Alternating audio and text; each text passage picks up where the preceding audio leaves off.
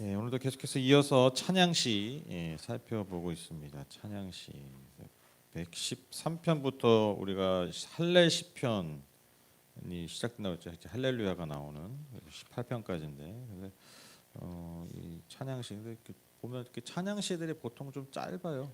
그렇죠? 보통 찬양시들이 좀 짧고 한번 그런 생각 해봤어요.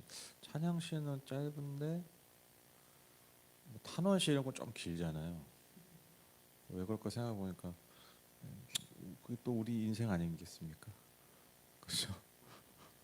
어렵고 힘든 게 더 많잖아요. 그렇죠? 어렵고 힘들고 내가 이렇게 하나님 구구절절 얘기할 게 많아. 그렇죠? 또 이 문제 해결되면 또 저 문제 생기고 저 문제 해결되면 이 문제 생기고 그래서 구구절절 할 얘기 많은데 뭐 찬양 뭐 짧지만 그래도 뭐 하나님이 짧다고 서운해하시는 게 아니니까요. 그냥 딱 진짜 저는 시편을 딱 보면 읽다 보면 그냥 딱 우리 삶의 축소판 같아요. 그러니까 어떤 뭘 뭐 해석하기 나름이겠지만 근데 이렇게 보면 참 우리의 삶을 너무 이렇게 적나라하게 엿볼 수 있는 그런 책이 시편이 아닌가. 그래서 그렇기 때문에 시대를 초월해서 공간을 초월해서 사랑받는 성경이 시편 같습니다. 방금 읽으셨지만 뭐 딱 봐도 이 시의 배경이 뭔지를 알 수가 있죠. 바로 명확하게 출애굽 사건, 그러니까 하나님이 이스라엘 백성을 구원하셨던 출애굽 사건과 연결되어 있는 시임을 우리가 알 수 있습니다. 그래서 이집트, 애굽에서 해방되어서 약속의 땅을 향하던 이스라엘 백성 가운데 역사하신 그 하나님의 능력, 그 위엄, 특별히 어떤 뭐 기적을 행하시는 이런 나라기보다는 그 어떤 창조주 주권 이게 드러나. 그러니까 뭐 출애굽과 연결된 시편 우리가 몇 개 봤지만 이렇게 뭐 어떤 기적들 행한 것들 뭐 이런 것들과 연결됐다면 심판하신 하나님과 연결됐다면 오늘 이 시는 하나님, 특별히 창조주 하나님, 그 창조주 하나님의 능력과 그 위엄을 찬양하고 있습니다. 먼저 1절, 2절 보시면 이 시가 이제 출애굽과 가나안 진입에 대한 이야기를 이제 진술하고 있는데요. 1절, 2절 보시면 이스라엘이 이집트에서 나올 때에 야곱의 집안이 다른 언어를 쓰는 민족에게서 나올 때에 유다는 주님의 성소가 되고 이스라엘은 그의 영토가 되었다. 1절 보시면 이게 시적 표현에 있어서 그 방식인데 시를 표현하는 방식들이 있잖아요. 뭐 시를 쓰려면 이렇게 운율이 있어야 되고 막 이렇게 음절이 나눠지고 뭐 이런 게 있잖아요. 이제 어릴 때 학교에서 배우셨을 텐데 그 시를 쓰는 어떤 방법 중에 하나가 평행구가 있어요. 평행구. 그러니까 뭐 A, B, A 다시 B 다시 뭐 이런 거죠. 그러니까 이게 다 독립되는 게 아니라 그 두 개가 연결돼 있는 거예요. 그래서 1절 보시면 이스라엘이 이집트에서 나올 때 야곱의 집안이 다른 언어를 쓰는 민족에서 나올 때 그냥 문장으로 읽으면 지금 이스라엘도 나오고 야곱도 나오는 거잖아요. 그럼 이스라엘은 나오고 또 야곱 따로 나왔나? 그럼 그 이스라엘이 이집트에서 나왔고 야곱은 다른 언어 쓰는 민족에서 나왔나? 이렇게 그냥 문장으로만 읽으면 이런 건데 근데 이게 그런 의미가 아니죠. 이게 평행구예요. 그러니까 연결되는 게 뭘까? 이스라엘이 뭐가 연결이 돼요? 야곱의 집안. 그렇죠. 야곱의 집안이 이스라엘이잖아요. 그렇죠? 그리고 이집트가 뭐가 연결됩니까? 다른 언어를 쓰는 민족. 그래서 이제 왜 굳이 이제 이런 얘기를 말씀드리냐면 성경 우리가 읽거나 해석할 때 이걸 모르고 보면 이걸 막 일일이 다 해요. 일일이 다 해서 이렇게 잘못된 해석이 나올 수가 있어요. 그냥 장르에 맞게 읽어야 되거든요. 장르에 맞게. 그래서 만약에 이게 무슨 역사 소설이다 그러면 그런 게 아니겠죠. 다 역사 소설인데 뭐 이스라엘 이집트에서 나올 때 또한 야곱의 집안이 다른 언어를 쓰는 민족 나왔다. 뭐 이건 역사 소설이라면 그게 맞죠. 근데 이건 분리되는 게 아니라 같은 의미라는 거. 그래서 이제 가끔 이제 이런 걸 모르고 설교하시는 목사님들이 이제 이걸 또 따로 막 해석하고 산으로 갑니다. 별거 아니지만 여기서 특히 재밌는 게 뭐냐면 이제 이집트를 다른 언어를 쓰는 민족이다라고 이제 표현을 했어요. 다른 언어를 쓰는 민족. 그러니까 이곳에만 나오는 표현이에요. 지금 전체 시편에서 이곳에만 나오는 표현인데 그러니까 한마디로 여러분 다른 언어를 쓴다는 게 무엇입니까? 말이 통하지 않는 사람들이죠. 그러니까 말이 통하지 않는 민족. 그러니까 아주 상당히 부정적인 성경에서 이제 말이 통하지 않는다는 건 상당히 부정적인 의미거든요. 그래서 야만인들일 수도 있고, 그러니까 아주 그 이집트를 좀 이렇게 평가절하하는 부정적으로 호소하는 그런 내용입니다. 어쨌든 하나님께서 이스라엘 민족을 택하셨죠. 그래서 약속하신 땅으로 들으십니다. 2절에 보시면 유다, 그러니까 이스라엘 백성들을 하나님의 성소. 이것도 이제 연결되다고 할 수 있죠. 그리고 이스라엘을 하나님의 영토로 표현합니다. 그러니까 이스라엘 민족을 하나님의 성소로. 물론 그게 땅이기도 하겠지만, 그러니까 민족 자체가 하나님의 성전이에요. 그리고 이스라엘 땅, 그것을 하나님의 영토로 표현하고 있습니다. 그래서 이제 이스라엘 민족은요, 하나님이 말 그대로 임재하시고 그들과 함께하시고, 성소라는 게 그거잖아요. 하나님이 임재하시는 거예요. 그러니까 그 민족과 그 땅 전체 가운데 하나님 임재하시고, 또 하나님 영토잖아요. 영토라는 건 무엇입니까? 하나님 주권이 미치는 영역이죠. 그래서 하나님의 다스리시는 그런 나라와 민족이 되었다라고 표현하고 있습니다. 다시 정리하면 하나님께서 그 애굽 아주 그 야만인들, 아주 이스라엘 괴롭히는 아주 악한 그 민족을 통해서 하나님이 구원하셔서 이제는 그들 가운데 임재하시고 그들을 다스리는, 그 모든 영토까지 다스리는 그런 하나님이 되셨다라는 것입니다. 그래서 여기서 보시면 20편에서는요, 그 강조되는 게 뭐냐면 뭐 출애굽 상황에서 뭐 어떤 그들 노예였고 뭐 이런 게 강조되는 게 아니에요. 그 노예 상태에서 뭐 구원받았다 이런 게 아니라 특별히 뭘 강조하고 있습니까? 하나님의 백성으로 구별되었다. 즉 하나님의 백성 특별히 선택받았다. 그리고 하나님이 다스린다. 여기에 초점이 있습니다. 그래서 여러분 우리도 그 소위 말해서 우리가 구원받았다라는 말을 잘 하잖아요. 우리가 구원받았습니다. 뭐 구원받았습니까? 뭐 물어보기도 하고. 근데 이게 구원받았다는 게 아주 단순한 의미로 보면 그냥 말 그대로 원래 죽을 수밖에 없는데 살아났다는 거잖아요. 그렇죠? 생명이 나에게 새롭게 왔다. 어떤 그런 의미인데, 근데 여러분 이것이 구원의 좀 전체적 의미가 아주 사실 단 하나의 어떤 핵심적 의미는 아니에요. 그러니까 성경에서 말하는 하나님께서 우리를 구원하셨다라는 것은 어떻게 보면 더 포괄적인 뭐냐면 하나님이 우리의 삶을 다스리신다는 거. 굉장히 중요한 겁니다. 그러니까 그 다스림 가운데서 살리는 거예요. 이해되시죠? 그러니까 하나님은 우리 왕이시잖아요. 그 왕의 역할이 뭡니까? 뭐 의사입니까? 죽어간 사람만 다 살려? 그게 아니잖아요.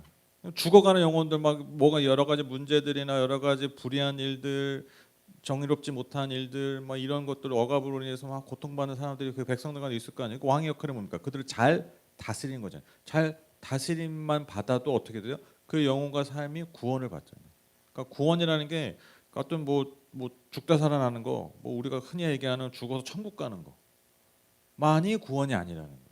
우리의 삶에 진짜 필요한 구원이 무엇입니까? 단지 죽어서만 가는 천국에 간다는 것이 아니라 이제부터 하나님이 나를 선택하셨고 그 선택을 통해서 이제 내 삶에 임재하시고 나를 다스리신다.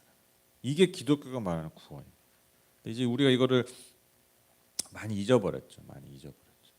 근데 이해는 돼요. 왜냐하면 우리가 기독교 초기에 들어왔을 때 말 그대로 우리의 삶은 정말 생존의 문제잖아요. 그렇죠? 지금 사실 우리가 생존의 문제는 아니잖아요. 사는 것 자체. 그러니까 생존의 문제에 늘 빠져 있는 사람한테 구원이라는 것은 말 그대로 정말 그냥 내가 다시 사는 것에 이제 초점이 맞춰 있는 거죠.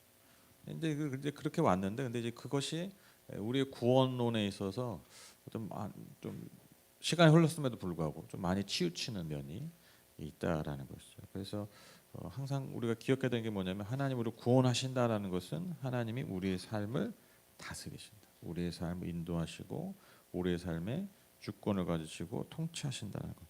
이것을 우리가 꼭 기억해야 됩니다. 그게 하나님 나라입니다. 그게 하나님 나라. 그래서 우리가 천국을 간다라고 할 때 이제 마태복음은 특별히 천국이라는 단어를 쓰지 않고 하나님의 나라는 표현을 써요. 하나님의 나라, 하나님 나라. 그러니까 하나님 나라가 천국이에요. 그렇잖아요. 그러니까 천국이 너에게 임했다. 이 말이 무슨 의미겠습니까? 하나님 다스림이 임했다는 거예요. 그러니까 하나님께 우리에게 주신 천국 또한 사후 세계를 얘기하는 게 아니에요. 우리는 천국은 이제 사후 세계만 많이 생각을 하는데 복음서나 이 신약에서 일관되게 얘기하는 게 사후 세계를 당연히 포함합니다. 그러나 하나님이 다스리신다. 오늘 왜 자꾸 강조하냐면 이게 오늘 시편의 가장 중요한 포인트예요. 그러니까 구원은 하나님 우리를 온전히 다스리신다. 그분의 주권을 우리를 통해 드러내시는 것. 이것이 구원입니다. 이렇게 구원받은 사람들이 또 피조물들이 이 출애굽 사건에 대해서 반응합니다. 3절 4절 보시면 바다는 그들을 보고 도망쳤고 요단강은 뒤로 물러났으며 산들은 순양처럼 뛰놀고 언덕들도 새끼양처럼 뛰놀았다. 딱 보면 무슨 사건인지 아시죠? 이 정도는 알아야 됩니다. 바다는 그들을 보고 도망쳤고 뭔 얘기요? 이게 아니라 딱 우리가 알겠죠. 이게 홍해 사건이잖아요. 그렇죠? 도망갔다. 물이 갈라져가지고 되게 진짜 재밌게 표현하지 않습니까? 시적 표현은. 바다를 도망갔다. 바다를 어떻게 도망? 바다는 늘 거기 있잖아요. 늘 변함없이 있는 게 바다고 산이잖아요. 뭐 지금이야 뭐 산도 깎기도 하고 바다를 메우기도 하지만 옛날에 그런 게 어디 있어? 그렇죠. 옛날에 뭐 지금 뭐 간척지도 있고 뭐 하긴 하지만 근데 옛날에는 바다는 정말 말 그대로 영원히 변치 않는 그 불변의 상징이잖아요. 산도 마찬가지. 근데 바다가 도망갔다. 얼마나 대단한 일입니까? 그리고 요단강은 뒤로 물러요. 요단강도 갈라지죠. 여호수아가 이스라엘 백성도 가나안 진입할 때.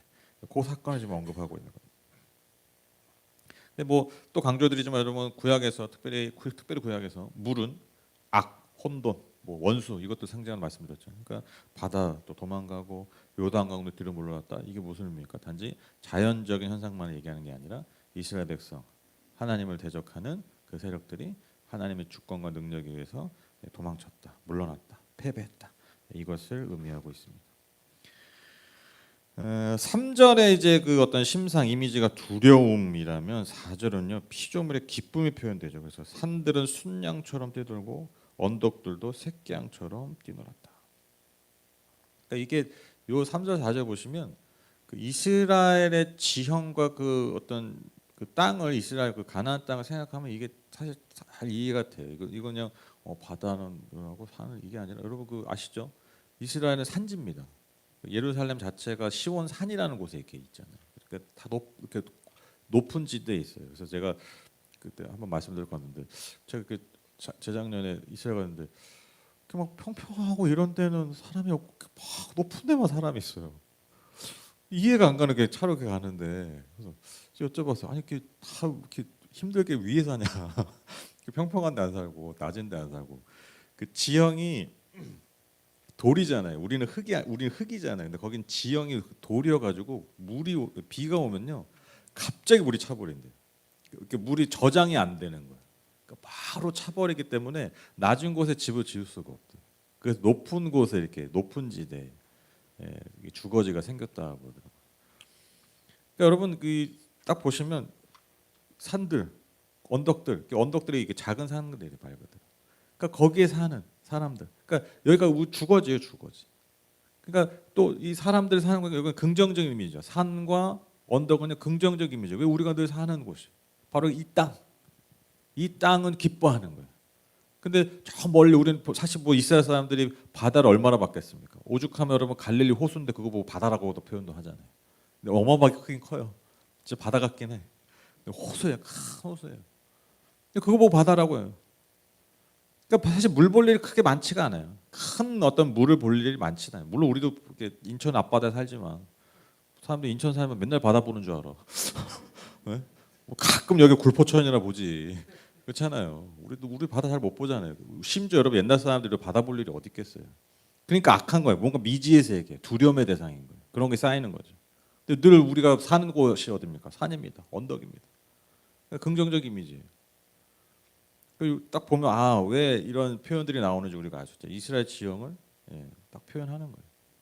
그러니까 우리가 살고 있는 이 공간, 하나님이 우리 다스리게 임재하시니까 어때요? 너무 기쁜 거예요. 우리가 다 같이 기뻐하는 거예요. 그것을 표현하고 있습니다. 순양처럼 뛰놀고 새끼양처럼 뛰놀았다. 그 오곡이 아기 때 저기 뭐죠? 산책되고 나면 조그맣게 더 힘들어. 이리 갔다가 저리 갔다가 막 주체를 못해 아주. 한번 내려고 나가면 그냥 지금은 그냥 통통통통통 다녀요. 근데 이제 더 나이 먹으면 이제 위에 끌고 가야 되잖아요. 뭐라고 개모차라고 그러나? 그렇죠? 나중에 뭐 관절도 안 좋고 그러니까. 진짜 초기에는요 그 자체가 스트레스였어. 계속 땡기고 뭐 아무것도 모르니까 새끼양처럼 뛰어놀았다. 이거 보니까 그 생각이 딱 나고. 그러니까 아무것도 모르는 거야. 그러나 기쁜 거죠. 좋은 거죠. 너무 좋잖아. 집에만 있다가 이것도 맡아야 되고 저것도 맡아야 되고, 네? 이것도 궁금하고 저것도 궁금하고 그런 그 아무것도 모르지만 그 자체로 기뻐하는 거. 그렇잖아요. 그 자체로 기뻐하는 그게 아이들의 특징 아닙니까? 그렇죠? 어린 영혼들의 특징이잖아요. 그냥 그 순간 그 자체가 좋잖아요. 그렇죠? 그게 또 그걸 바라보는 부모가 그것 때문에 기쁘잖아요. 그렇죠? 마치 그와 같이 정말 순수하게 하나님의 다스림을 기뻐하는 그런 모습을 보여주고 있습니다. 이처럼 여러분 3절 4절 보면요, 이게 단순한 시적 표현 같지만 하나님의 능력과 하나님의 통치가 임하는 곳에 나타나는 아주 극명한 반응이 두 가지로 나뉜 걸 우리가 알 수 있죠, 그렇죠? 그러니까 하나님 통치하시면요, 한쪽은요 두려워 떱니다, 도망가요. 근데 한쪽은 어때요? 기뻐 날뛰니다. 그렇죠? 기뻐서 뛰는 거예요. 그래서 여러분 예수님 공생에서도 보면요, 예수님의 그 통치, 예수님의 구원이 임한 현장에 놀랍게도 항상 두 가지 반응이 나오잖아요. 그걸 보고 예수를 죽여야겠다. 그렇죠? 심지어 그거 엄청난 거 아닙니까? 해코지 하려고 그러고. 그게 이제 뭐 바리새인을 비롯한 뭐 이스라엘 종교자들 그런 사람들은 예수님의 기적의 현장을 보고 예수님의 다스림의 현장을 보고 반응하는 게 뭐예요? 막 죽이려고. 왜 죽이려고? 그게 두려움의 표현이에요. 왜? 우리가 뺏기니까. 우리가 약해지니까. 우리의 주도권이 뺏기니까. 우리의 주도권, 내 다스림이 뺏기니까. 그러니까 죽이려고 하는 거예요. 그래서 제가 맨날 얘기하잖아요. 여러분 예수님의 기적 사건에서 제일 기적이 뭐냐면 그 기적을 보고도 예수를 오히려 죽이려 한 그 사람들이에요. 그런 사단의 역사가 얼마나 대단한지 알죠. 그러니까 하나님의 통치를 거부하는 그 사단의 역사, 그리고 그 사단의 영향을 받는 그 인간의 역사가요, 여러분 사실 어마어마한 겁니다. 대단한 거예요.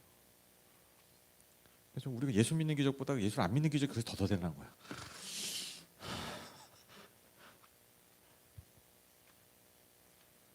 근데 반면에 어떤 일이 일어날까? 정말 죄인들, 힘없는 자들, 너무 기뻐하고 감사하고 찬양하고 뛰어다니잖아요. 복음을 증거하러. 그게 뛰어다닌 거예요. 복음 전하러.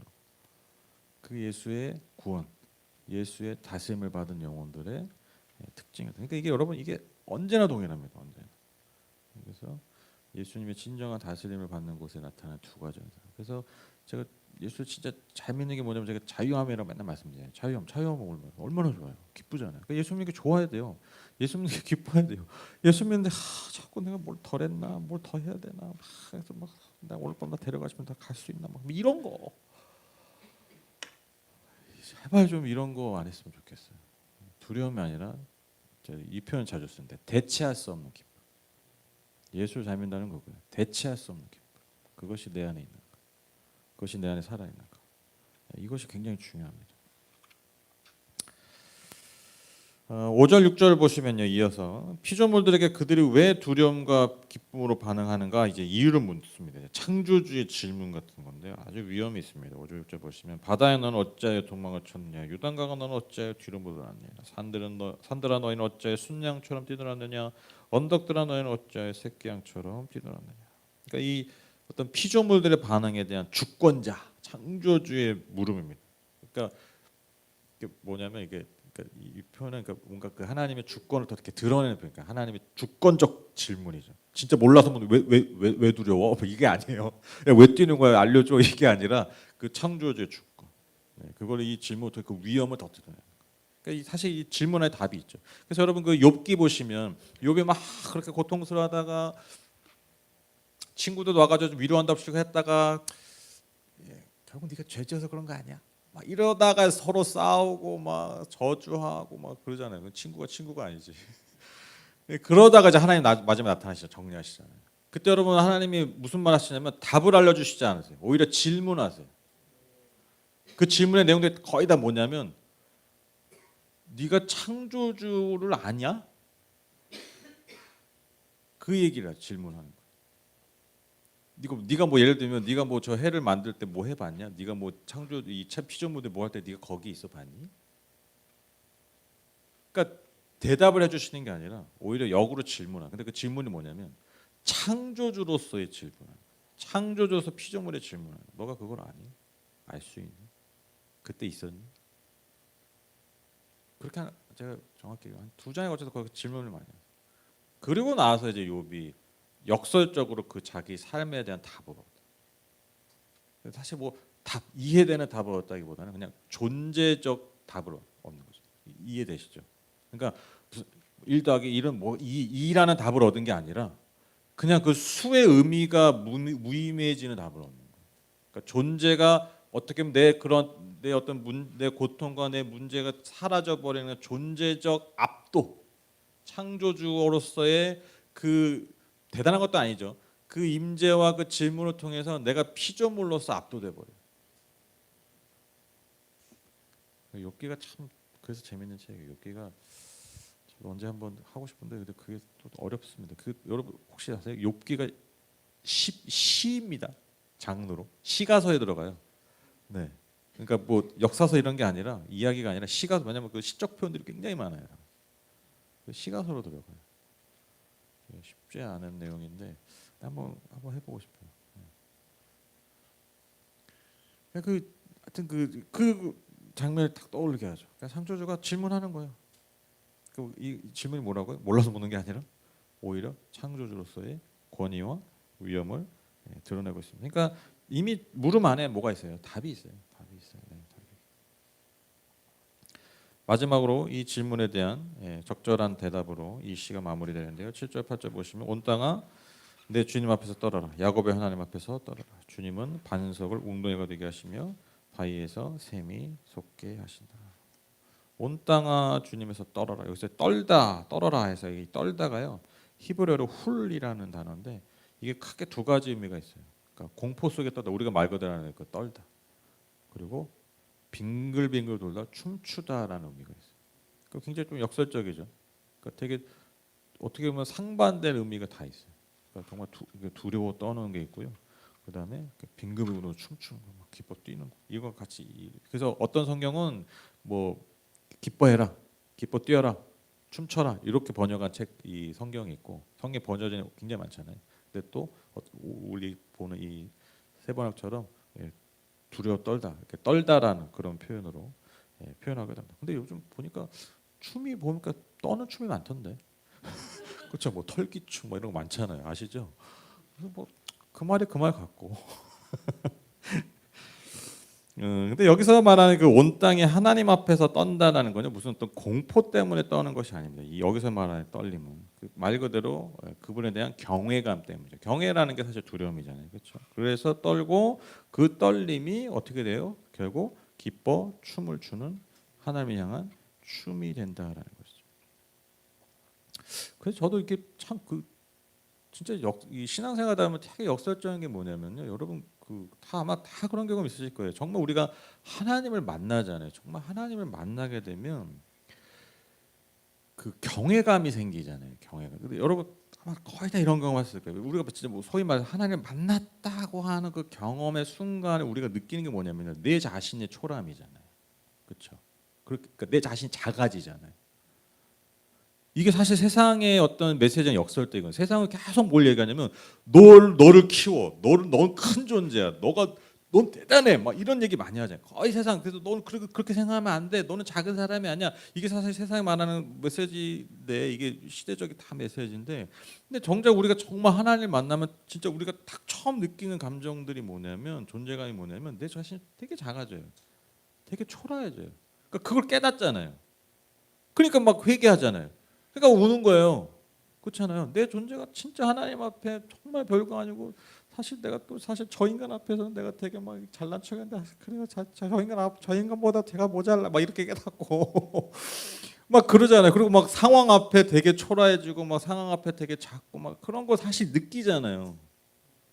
그러면서 우리가 경험하는 게 뭐냐, 그 하나님의 크심. 그러니까 사실 하나님 제껴놓고 살았는데, 하나님 그냥 밀어놓고 살았는데, 하나님 그냥 별거 아니고, 물론 내가 교회를 왔다 갔다 하고 하지만 내가 하나님 별것도 아니고 밀어놓고 살았는데, 내 존재, 내 삶에서 내 존재가 하나님의 크기를 조금이나마 더 인식하는 시간이 그 시간이잖아요. 내가 하나님 만나는 시간, 진짜 하나님의 크기, 하나님의 존재를, 그게 임재잖아요. 말 그대로 임재를 경험하는 거예요. 임재 경험하는 게 무슨 털이 설고 이러는 게 아니에요.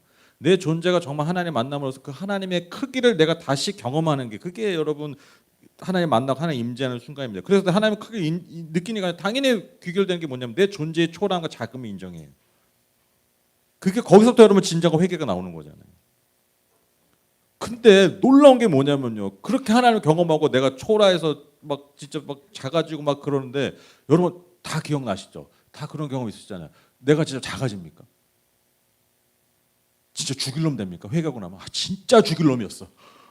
막 그러면서 막 진짜 막 자살 충동 일어나고 막 그럽니까? 살 의미가 없어 이래요? 내가 진짜 이런 놈이었구나. 진짜 살 가치가 이런 생각 드세요? 아니죠. 오히려 내 존재감은 더 커지죠. 이게 굉장한 역설 아닙니까? 하나님을 만나면요, 진짜 만나면요, 딱 그 순간은 내 자신이 작아지는 것 같은데 진짜 하나님 만나면요, 오히려 그 창조주와 내가 커져요. 왜? 그 창조주가 그 순간부터 내 이름을 부르시고 내 존재를 인정하시고 나를 자녀라 부르시기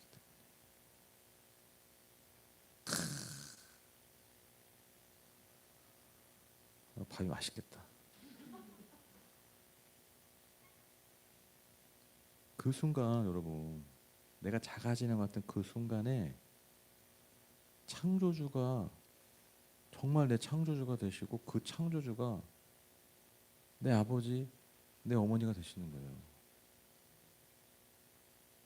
그게 그 순간만에 가능해요. 이게 기독교 신앙의 역설입니다. 뭐 회개하라, 천국에 갈거 아니라 다 사실 죽일 놈입니다. 다 벌레 같은 놈들입니다. 그러니까 회개하십시오. 그래서 막 울고 쥐어짜고 하나님 막 가슴 치고 뭐 이래가지고 그냥 죽일 놈으로 그냥 성전 마당을 나가는 게 아니라,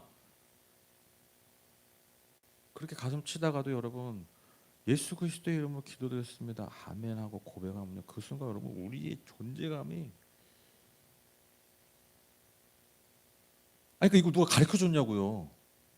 제가 지금까지 수많은 어릴 때부터 교회 다니면서 엄마 쫓아다니면서 제가 나름 부흥회 또 많이 가봤거든요. 제가 부흥회 스타일 다 합니다. 하라면 다 해. 정말 많이 예배드고 뭐 맨날 라디오로, 저희 집은 무슨 뭐 MBC 뭐 FM4 이런 거 들어본 적이 없어. 우리 집안은 무조건 그냥 이 기독 극동 방송은 그냥 거기 고정이 고정. 뭐 다른 거 돌려본 기억이 거의 없어. 뭐 돌리면서 무슨 벌 받는 것 같아. 우리 집안은 늘 그러니까 맨날 저 어릴 때부터 설교 듣고 뭐 다 들었어요. 근데 아무도 이런 거 얘기해 준 적 없는데, 여러분 뭐 이렇게 해서 뭐 이렇게 이런 게 논리적으로 아니에요. 근데 그냥 존재적으로 우리 느끼는 거예요. 우리가 가르쳐 주지 않아도, 마치 인간이 가르쳐 주지 않아도 죄를 짓고 가르쳐 주지 않아도 욕심내고 지 마음대로 살고 하는 거잖아요. 본능이잖아요. 본능. 똑같아요. 여러분 본능이에요. 우리 안에는 뭐가 있기 때문에? 하나님의 형상이기 때문에. 자녀됨이기 때문에.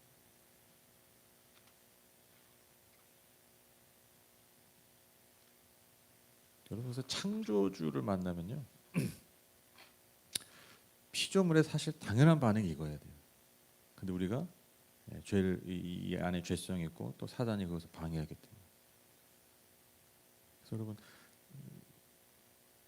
진짜 은혜가 뭐냐면 창조주처럼 사는 피조물인 내 삶이 창조주를 만나서 진짜 피조물을 사는 거예요. 말이 이해되시죠? 그러니까 우리는 피조물인데 창조처럼 살잖아요. 근데 진짜 은혜가 뭐라고요? 창조주를 만나서 내가 피조물임을 인정할 때, 그게 은혜입니다. 그게 우리 하나님의 자녀의 삶으로 이끌어요. 그래서 갑자기 이 에피소드 생각나는데, 그 예전에 유명한 작가였나 뭐 시인이었나, 이제 그 사람이 무슨 목사님, 하여튼 누군지 모르겠는데 아주 유명한 이야기예요. 시험 문제, 그 신학교 시험 문제인데, 예수님이 물로 포도주로 변한 사건을 뭐 이렇게 서술하시고 어떤 뭐 이렇게 했던 거예요. 근데 딱 그 사람이 한 줄 쓰고 나왔대. 근데 A+를 받았어. 그 한 줄이 뭔지 아세요? 누구는 뭐 이게 뭐 신학적으로 조금 막 사람 길게 썼는데 그 사람 한 줄 딱 썼대. 물이 포도주로 바뀌는 사건. 한 줄 뭐라 썼는지 아세요? 궁금하시죠? 밥 먹고 얘기해 드릴까요? 기분 나쁘시죠? 뭐라고 했냐면 딱 한 줄. 피조물이 창조주를 만나 얼굴이 붉어졌다. 기가 막힌 표현이죠. 피조물이 창조주를 만나서 얼굴이 붉어진 거. 너무 좋아서. 그게 물이 포도주로 변한 사건이었다. 그래서 A+ 받았다. 근데 되게 유명한 사람한테 제가 나중에 검색해봐서 알려드릴게요. 네. 이게 피조물의 반응이에요. 피조물의 반응. 이걸 회복해야 됩니다. 우리 안에 우리가 다 당연히 다 그런 경우 있으시죠. 우리가 하나님 만나면 진짜 우리 안에 그런 막 물론 그 회개할 때 막 아픔이 있고 막 찢어진 아픔이 있고 때로는 막 슬픔도 있고 정말 자책도 있지만 사실 그게 끝이 아니라 우리가 진정으로 회개하고 진정으로 하나님 만나면 우리 안에 뭐가 있어요? 진짜 말로 표현해서 기쁨이 있잖아요. 그렇죠? 그게 너무 웃겨요, 진짜. 하나님 저도 막 가끔 막 하나님 만나면 일단 이게 터져. 제가 예전에 그 막 차 안에서 막 은혜 받아가지고 진짜 이게 터져가지고 운전하고 있는데 계속 가고 있는데 제가 죽을 뻔했어요. 이게 주체가 안 되는 거야. 은혜 그 임재 하나님 진짜 하시니까 주체가 안 되는데 이게 눈물이 막 근데 운전을 계속 해야 되고 신호는 계속 오니까 어디 밖으로 빠지더라고. 제가 그때 진짜 이러다가 죽겠다라고 싶을 정도 눈물이 나더라고. 운전이 안 될, 컨트롤이 안 될 정도. 근데 그때 딱 제가 무슨 생각 드는지 아세요? 그러니까 죽어도 좋다는 생각. 그때 제가 애들 다 있었을 때예요. 깻난쟁이 때. 근데 하나님 임재하시니까 죽겠는데 상황은 죽겠는데 내 영혼은 야 그냥 이대로 죽어도 좋겠다. 살았으면 있잖아요. 그때 그 강렬함을 잊을 수가 없어요. 웃기잖아요. 내가 진짜 하나님한테 얼마나 부족한 존재고 막 그걸 깨달을 때인데. 제 안에 뭐 어떤 것도 채울 수 없는 그 감사함과 기쁨이 있더라고요. 존재의 충만. 그게 창조주를 만나요. 창조주를 만났대요. 신비죠, 신비. 마지막 8절은 이제 우리가 또 온 땅이 주님을 예배하고 찬양한 이유가 기록되어 있습니다. 왜 그렇습니까? 반석을 운동회가 되게 하시고 바위에서 샘이 솟게 하시고. 그러니까 반석, 단단한 거, 바위. 물이 나올 수 없잖아요. 그냥 변하지 않는 어떤 성질. 그러니까 말 그대로 하나님이 불가능을 가능케 하시고 끊임없이. 근데 그 왜 불가능을 가능케 하십니까? 우리를 살리시려고 끊임없이 그 물을 내시는 그 샘이 솟게 하시는. 그러니까 새 생명, 우리에게 주신 새 생명과 새 창조의 역사를 만드시기 때문에 그래서 우리가 하나님을 믿고 계속해서 하나님을 찬양해야 된다는 거죠. 그래서 여러분 아시죠? 여러분 우리가 보통 귀신들은요, 잡신들은요 문제가 있을 때만 찾습니다. 그렇죠? 기독교도 그럼 얼마나 좋아? 문제만 있으면 그냥 찾아가지고 그냥 기도 좀 받고 그냥 헌금 좀 내고 그러고 돌아오면 얼마나 좋아? 근데 맨날 나오네. 수예배도 나오고 밥 먹으러 나오고 밥을 줘서 나오나? 아니 맨날 매주 나와야 된다고 그러잖아요. 근데 여러분 이게 사실요 종교 생활이 그게 아니라 이게 사실 잘 생각해 보면 우리가 정말 하나님이라는 존재를 알면요 그럴 수밖에 없어요. 왜 그렇습니까? 하나님은요 문제가 필요할 때 찾는 분이 아니에요.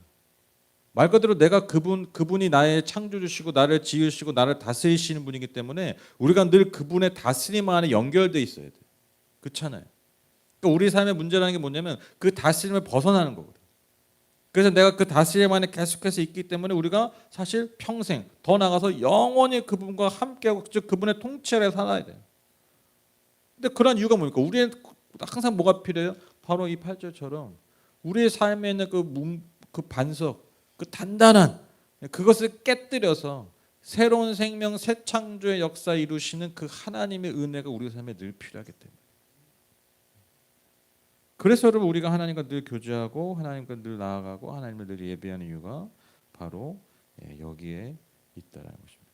이게 여러분 이게 우리가 예를 들면 점집을 가거나 무당을 찾는 다른 거 이거예요. 절단의 분도 그런다고 그러더라고요.